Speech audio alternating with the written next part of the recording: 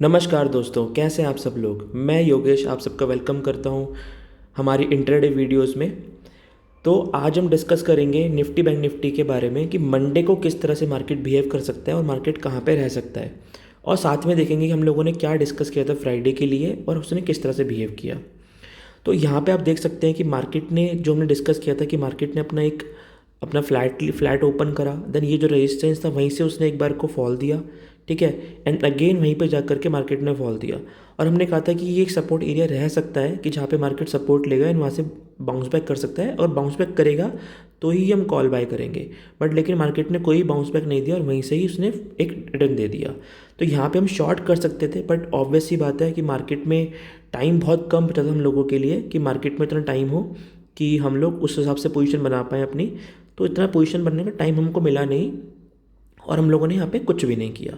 लेकिन यहाँ put buy की पोजीशन बनती है अगर टाइम होता है। अगर ये जो मोमेंटम है, अगर ये 1:30 बजे के आसपास या 2 बजे के आसपास मोमेंटम दिखता तो अच्छा सा पोजीशन बनता और मार्केट शायद से हम लोग को इस ट्रेंड लाइन के पास पास में देखने को मिलता, राइट। अब हो सकता है कि मार्केट अब नेक्स्ट वीक या मंडे को क्या करेगा उस हिसाब से हम डिस्कस कर लेते हैं। पर उसके पहले मैं कोई बताना चाहता हूँ कि मार्केट जैसा हम डिसाइड कर रहे हैं, जो हमारे लेवल्स हैं, मार्केट उसी तरह से बिहेव कर रहा है। एंड आई होप कि आप लोग उस पर काम करके प्रॉफिटेबिलिटी ले पा रहे होंगे। मैं समझ सकता हूँ कि मार्केट में इमोशंस बहुत काम करते हैं और जहाँ पे हमको दिख रहा होता है वहाँ पे हमारी पोजीशन नहीं बन पाती। बट आई होप कि फिर भी आपने कुछ अपना पोजीशन में कुछ प्रॉफिट कमाने की कोशिश करी होगी और कुछ प्रॉफिट बना भी होगा आपका, ठीक है। तो अभी हम डिस्कस कर रहे हैं कि मंडे को मार्केट किस तरह से बिहेव कर सकता है। तो उसके लिए अगर आप देखो कि मार्केट ने ये जो एरिया है ये एक रेजिस्टेंस एरिया है इसके लिए, क्योंकि ये सपोर्ट था। तो मार्केट अगर यहाँ पे कहीं पे खुलता है तो हम लोग यहाँ से अगर रिवर्सल लेते हैं तो हम यहाँ पे पुट बाय करने की कोशिश करेंगे, ठीक है। और पुट बाय करके एक प्रॉफिटेबिलिटी ले सकते हैं इस लेवल तक की, इन ट्रेंड लाइन लेवल तक की। और अगर ये भी ब्रेक करता है तो ये एक लेवल है, और अगर ये भी ब्रेक करता है तो हम मार्केट को यहाँ पे कहीं पे देख सकते हैं, ठीक है। इतना बड़ा मोमेंटम एक दिन में आना थोड़ा मुश्किल रहता है। आ सकता है, कोई बड़ी बात नहीं है, लेकिन आना काफ़ी मुश्किल रहता है। अब हमको कॉल की पोजीशन कब बनानी है? कॉल की पोजीशन सिर्फ तभी तब बनाएंगे जब मार्केट इस पूरे एरिया को क्रॉस करके मार्केट ऊपर कहीं हमारा मोमेंटम देगा, ठीक है। तभी हम कॉल की पोजीशन बनाएंगे, अदरवाइज हमारा पुट का ही पोजीशन रहेगा, क्योंकि मार्केट बेयरिश ट्रेंड के अंदर है। तो बेसिकली हम लोग अपने पुट के ट्रेंड ढूंढेंगे, ना कि कॉल के। बट कॉल का ट्रेंड इंटरडे में ले सकते हैं अगर ये मार्केट इसके ऊपर यहाँ पे कहीं पे ओपन होता है, या फिर यहाँ से कहीं पे यहाँ से खुल करके ओपन होके यहाँ पे कहीं पे जाता है। तो इस तरह से पोजीशन बनेगी हमारी, अदरवाइज हम पोजीशन नहीं बनाएंगे। यानी अगर मैं स्पेसिफिकली आपको बोलूँ तो ये जो एरिया है, ठीक है, ये एरिया, ठीक है, इसके ऊपर हम लोग कॉल की पोजीशन बनाएंगे एंड इसके नीचे हम पुट की पोजीशन बनाएंगे। तो this is the important area जो आपके लिए एक डिफाइन करेगा। साथ ही साथ में ये लेवल है जो कि आप देखो कि एक ये अच्छा लेवल है जो कि एक रेजिस्टेंस का प्रोवाइड करेगा इसको। एंड देन ये लेवल हमारा जो रहेगा मेन, जहाँ पे हमारा पोजीशन बन सकता है। एक ये एरिया है छोटा सा जहाँ पे मार्केट बीच में एक बार को पॉज ले सकता है, हल्का सा रिट्रेस करेगा ऐसे यहाँ पे, एंड देन यहाँ से एक नई जर्नी स्टार्ट कर सकता है, ठीक है। तो कॉल की पोजीशन बनाएंगे, एक बार को यहाँ बुक करेंगे एंड देन यहाँ पर जाएंगे। तो दिस इज़ ऑल अबाउट कि हम लोग को निफ्टी में किस तरह से पोजीशन बनानी है मंडे के लिए, और यहाँ पे अपना प्रॉफिट आप कमा सकते हैं।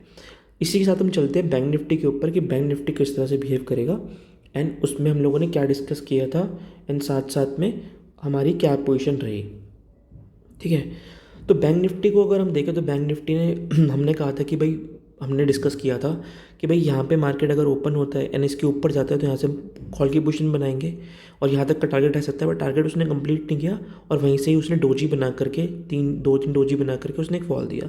अगेन यहाँ पे आके रुका, देन उसने अगेन यहाँ पे मोमेंटम दिया। बट यहाँ से हमको एक पता लगा कि जब ये इसका हाई क्रॉस नहीं कर रहा है, यानी ये वाला जो हाई इसने क्रॉस नहीं करा इस बार, एंड अगेन फॉल आया, तो चांसेस आर हाई कि मार्केट इसको ब्रेक कर सकता है। ये आपको मैं प्राइस एक्शन समझाने की कोशिश कर रहा हूँ कि प्राइस को अल्टीमेटली आप पढ़ते कैसे हैं। आप देखो ध्यान से, आपको मैं दोबारा समझाने की कोशिश करता हूँ, आप शायद से क्लियर कर पाओगे। देखो, मार्केट ने जब यहाँ पे अपना एक ओपनिंग दी, ठीक है, इस जगह पे यहाँ पे मार्केट ने एक बुलिश मोमेंटम दिया, टारगेट यहाँ तक के थे, यहाँ तक मार्केट पहुँच नहीं पाया, यानी वीक है, ठीक है। देन अगेन यहाँ पर आया, देन अगेन मोमेंटम दिया उसने, अगेन मार्केट ने इसको क्रॉस नहीं करा, यहीं से फॉल दे दिया। तो मार्केट अपना बता रहा है कि मैं इतना मोमेंटम नहीं है, और एक एम पैटर्न टाइप बना करके आप देखोगे यहाँ पे फॉल देने की कोशिश कर रहा है। तो चांसेस यहाँ पे ऐसे बनते हैं कि अगर ये ऊपर क्रॉस नहीं कर रहा है बार बार उसके पहले से ही रिवर्स कर रहा है, तो हो सकता है कि मार्केट यहाँ से नीचे की तरफ दे दे, ठीक है। ये बड़ी तेज़ कैंडल बनी थी एक टाइम के अंदर, एंड अगेन वापस रीटेस्टिंग हुई, अगेन उसने इस लेवल तक का हमको टारगेट जो था हमारा उसके आसपास तक के हमको उसने प्रॉफिट भी दिए। तो आप देखो कि मार्केट ने किया क्या, सुबह सुबह ओपन हुआ, देन उसने एक छोटा सा यहाँ से रिट्रेस करा, देन ऊपर गया, देन वापस वो नीचे की तरफ आया, देन उसने ये पैटर्न बनाया, देन यहाँ से आने के बाद में उसने ये एक पैटर्न बनाया है। आप देखो ध्यान से देखो, तो ये पैटर्न जो है ना, ये एम पैटर्न, ये काफ़ी बार देखा जाता है मार्केट के अंदर, काफ़ी अच्छा होता है। तो एम पैटर्न के बाद में अगर वो रेजिस्टेंस या सपोर्ट कोई अच्छा तोड़ता है, उसकी रीटेस्टिंग पे काफ़ी अच्छी खासी बाइंग सेलिंग आप कर सकते हो। इसी तरह से अगर मैं देखूँ, डब्ल्यू पैटर्न भी बनता है मार्केट के अंदर, कुछ इस तरह का होता है जो कि ऐसे करता है, एंड देन वो यहाँ से फॉल देता है, वापस यहाँ पे आता है सब रेजिस्टेंस के पास में, एंड यहाँ से एक मोमेंटम देता है, एंड देन यहाँ जाने के बाद में वो एक ऐसा पैटर्न बनाता है। तो ये भी काफ़ी एक अच्छा पैटर्न होता है, जो कि हम लोगों को पता लगता है कि भाई इस जगह पे आकर के वो एक सब रेजिस्टेंस लेगा या सपोर्ट लेगा, एंड देन वहाँ से वो फॉल देगा। यहाँ पर भी आप देखो कुछ इसी तरह का पैटर्न बना है।